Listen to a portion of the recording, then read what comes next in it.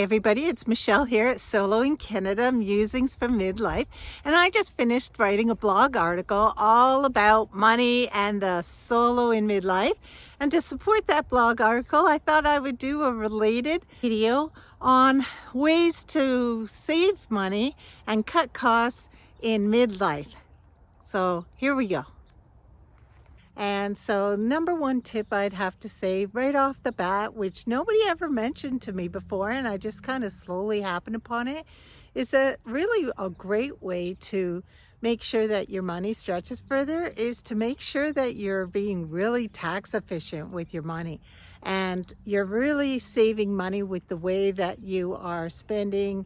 If you are not working anymore, the way you are spending your investments, the plans that you're using for how you're saving money for your emergency savings, all the different ways that you could be more tax efficient with the money that you have to make sure that you are saving. Literally, you could save thousands a year.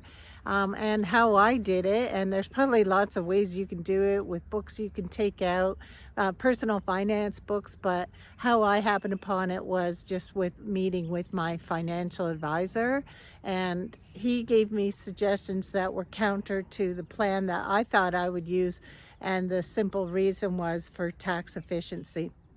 So that's number one, is tax efficiency. The second big way I think that you can save money is through your clothing. And if you live in Canada, then you are dealing with 4 seasons. So we literally have to have 4 times the wardrobe that somebody in California would have to have, where it's 70 degrees all year long and sunny. You know, you just have to be smart with it. Sometimes I find that when I buy clothes at really cheap stores like Giant Tiger or Walmart, 3 washes later, the clothes are no good to me anymore. So what I discovered is if you shop at those secondhand stores like Value Village, you can just be really picky and choosy. If you drop in lots of times, you can find these really high quality pieces of clothing. And, don't buy the ones that already look used. I have found lots of jeans in there that are $70 jeans, $80 jeans, and they're on sale for $6, and they still have the tags on them. So that's the second way, is buying your clothes used. Although I will say that I would never buy my footwear used, because once people start breaking in footwear, then it's not going to have maybe the right supports for the way your foot is and the way your gait is. So I would never wear footwear used. Another way to cut costs is to take things like courses online that are free rather than paying. Because, there's a lot of things online that you could pay for, but then you find out that it's being offered for free in, a similar capacity just online. So look for that. You can take these free courses online. They don't cost anything. Well, you won't get your credentials with it, but, at midlife, usually you don't need the credentials unless you're actually retraining for employment. And if that's the case, then I wouldn't suggest skimping in this area. But, everybody can use their common sense about this type of thing. Other ways to save money I find are just using your household goods in a different way. Like, for one thing, have you seen how expensive laundry detergent is these days? You get these tiny little liquid detergent bottles that cost 3 times what they used to cost. But thing is that especially for things like detergent, you don't actually have to use the amount that they suggest you use on the bottle, because I have cut my amounts down to about 1/3 of what they suggest. If they suggest a cup of liquid detergent, I will put in 1/3 of a cup, and the clothes come out just fine. And if you're only using 1/3 of what's recommended, then it will be 3 times as longer before you need to purchase the next bottle. And there's all kinds of things like that. Like, those Ziploc bags, which are handy. I bet you everybody's kitchen has them, unless you're really into, conservation. For the most part, as much as I try to use glass packaging for my leftover bowls, I do have to use the Ziploc bag. These just transport my food. And a lot of that stuff that you're taking, those bags could be reused. And I've heard people mock people who are reusing those bags, but honestly, why would you throw it out? You put a couple of cookies or a muffin in a Ziploc bag and you end up taking it to work for a snack, and then why would you throw that bag out? First of all, you're just filling the dumps up with plastic, and plastic doesn't break down. So you're filling the dumps with plastic for something that you used for a couple of cookies? Really? I mean, you could put that back in your lunch kit, take it home, wash it out and let it dry. You could use it 4 or 5 times and go through the Ziploc bags a lot less often. But reuse them if whatever you had in it wasn't something messy or wasn't like, I don't do dairy like cheese or meat. I would never use that again because I'd be worried about the bacteria. But if it's something like crackers, there's absolutely no reason why you wouldn't use those again, and you would be saving both the environment and your pocketbook. Another thing to reduce your pocketbook is see how much you can do on foot.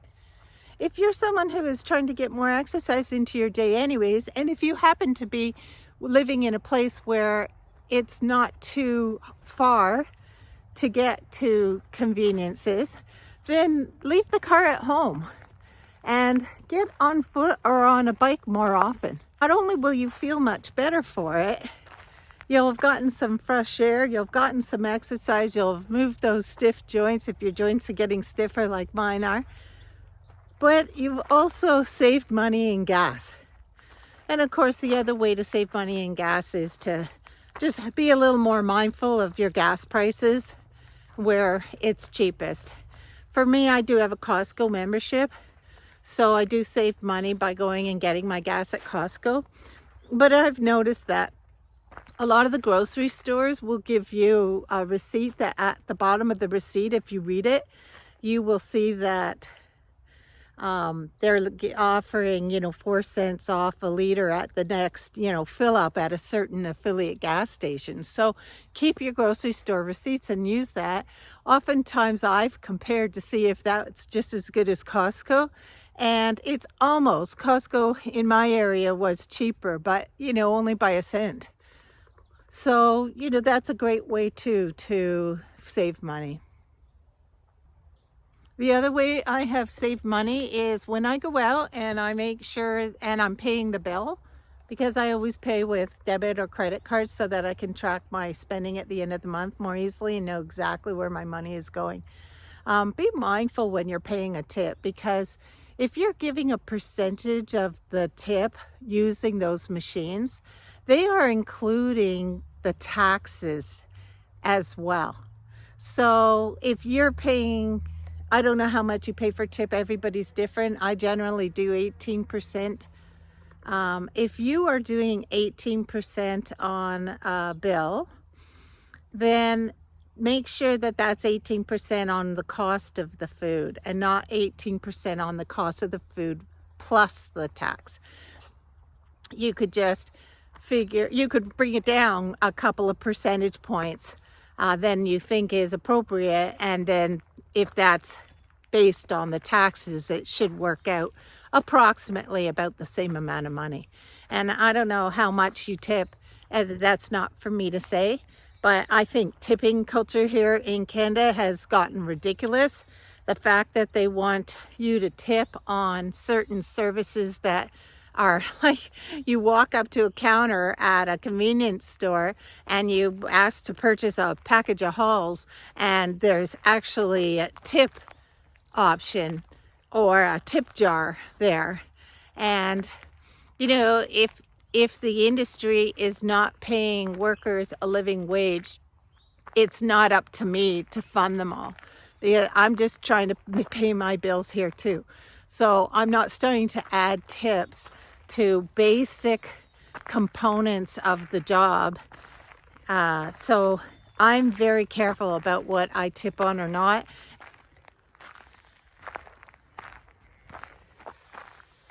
I don't think anybody in any region of Canada has experienced the cost of food going down. For everybody, it's gone up. The more I talk to friends about it, how they manage their grocery budget, because I was with a group of friends a couple of weeks ago and I just brought up how ridiculous my monthly budget is for food and what was I doing wrong, because I wanted to know if I was out of the norm. And everybody I talked to in that group said that they were spending about that right as well. They were spending about that. So I don't have any suggestions other than to say that although we used to maybe just go once a week to get your food because we're all busy and we don't have time, to go to 4 different stores and to go more than once a week, I think it's just one of those areas where you're going to have to factor more time in your week and just accept that in order to go to the different stores to price shop and in order to, buy things that are maybe on sale because they're on clearance. So they've been marked down because they only have, 2 days left before their expiry. And so you're going to pick that up and then plan to use it right away. The other way to save money is to absolutely never let your bills go past their 30-day payment date so that you never have these late payments. Obviously, if you have no money in the bank and no access to money and you cannot pay those bills within the 30 days, I'm sorry for that, and there's nothing you're going to be able to do about that, I guess. But if you are in an option where you could avoid late payment fees by not purchasing beyond what you can afford to pay in a month, then absolutely do it, because those late fees are going to kill you. So what I do now is I pick things up and then I put them back down and leave the store way more than I ever did in the past. In the past, well, I was more flush. I got it if I wanted it. And now I kind of went through a couple of stages. At first I was just putting down some things, or I was just opting for the more generic brand versus the name brand. But more and more, I've actually noticed in the last year that I pick up a lot of things or stand in front of them at the store and consider buying them and then weigh out whether I have the cash to pay that bill in full by the end of the month. And if I don't, it gets put back and I move on. No crying about it, just living within my means. And that's the reality. The truth is that even though I've had to do a lot more thinking than I have in the past about purchases and about payments, and money is never far from my thoughts, it hasn't impacted my quality of life. It hasn't made any difference on my happiness. It hasn't changed my relationships with people. So it's been worth it. It took a conscious effort. You can't just go through life mindlessly without putting much thought into things when money's an issue. But I'm just as happy as I was 3 years ago when I was still working and had extra money at the end of the month and felt like I could meet all of the needs that I had. Now I don't feel like I can meet all the extras, but it hasn't changed my happiness, and I'm just a lot more disciplined, that's all. The other suggestion that I have for saving money and trying to live frugally is change your mindset. There's nothing worse than moping and feeling like you've been, deprived of something. It makes you feel bad about yourself. It makes you feel bad about the place that you're at in life. And it's bad for your health to have all of these negative feelings in your body. It brings on negative stress. You can't be happy that way. But sometimes the absolute easiest thing you could do, because everything else takes effort, but sometimes the easiest thing you could do for yourself is just change your mindset. If you changed your attitude about everything, that could really make a difference. And it will allow you to make all of those choices that are going to help you to save money. So go to the dollar store, get yourself a journal for $1.50 and start a gratitude journal. And every single day, get up in the morning and write 5 or 6 things that you're grateful for without repeating the same thing every day. Sometimes if you write big category stuff, you end up just repeating the same thing every day and you think, why am I doing this? But if you actually started picking out little things, then you will not repeat yourself so much. Because if you start your day without thinking of all the blessings and the things you're grateful for, you will be more willing to give up things that cost money. And I know that sounds simple, and there's all kinds of things in this life that you can't, that's an impractical piece of advice. But there's also all kinds of things in life that it is practical advice for. So, try to do that. Years and years ago, probably about 20 years ago, I used to read this newsletter online, and they put it out fairly often, filled with incredible suggestions on how to save money. It was an abundance of great ideas. So if you have great ideas on how to save money and to live less expensively, put it in the comments and share it with others, because I would like to create, sort of a list of 40 maybe things that you could do to be more frugal. And also if you have an idea of what's a better word than frugal, because frugal just, when I think of the word frugal, I think of depression era and misery. That's what I think of. And that must just be me.